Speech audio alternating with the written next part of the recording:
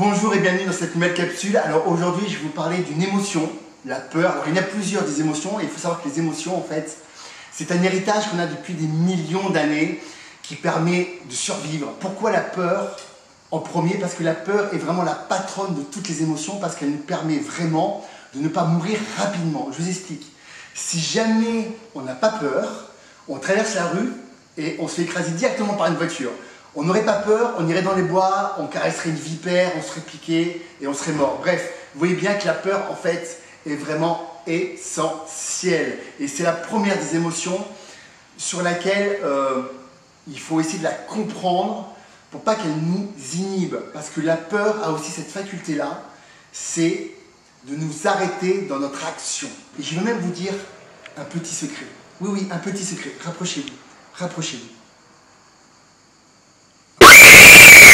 Alors, la fonction d'une émotion, c'est de vous mettre en mouvement. Et vous voyez, là, je vous ai fait peur, et vous avez eu un mouvement de recul, où le cœur a commencé à battre puissant. Si vous avez une émotion de joie, ben, vous rigolez, vous souriez. Si vous avez une émotion de tristesse, vous risquez de pleurer. Vous voyez, c'est toujours dans une fonction de mouvement.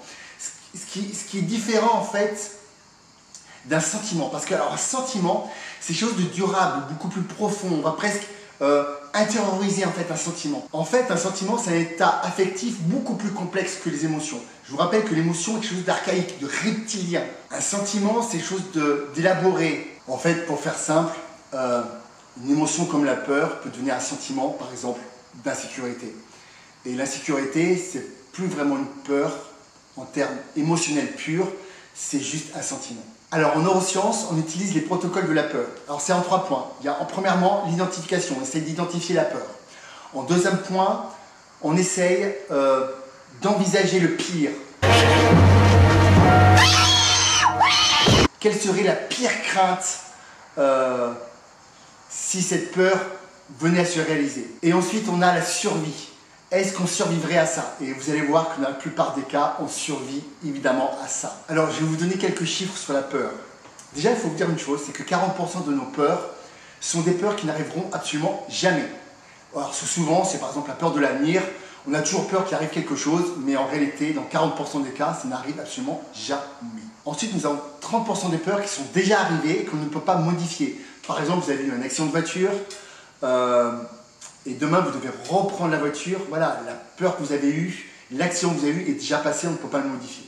Ensuite, nous avons 12% des peurs sur la santé. Bon, ça, c'est plus pour les personnes hypochondriaques, mais on voit qu'il y en a beaucoup plus qu'on le pense. Ensuite, il y a 10% des peurs qui sont des peurs diverses. Alors, un exemple, par exemple, vous avez peur que votre femme vous engueule parce que vous n'avez pas relevé la cuvette des toilettes. Bon, ça représente 10% des peurs, ne vous inquiétez pas, ce n'est pas grand-chose.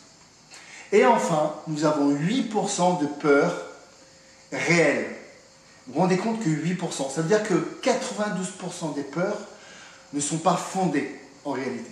Et ça, c'est important de comprendre ces émotions et surtout d'avoir conscience que ces peurs risquent de nous limiter dans notre action, d'avoir des conséquences plutôt limitantes. Voilà, j'espère que cette vidéo vous aura plu. Je vous dis à dimanche prochain pour de nouvelles capsules.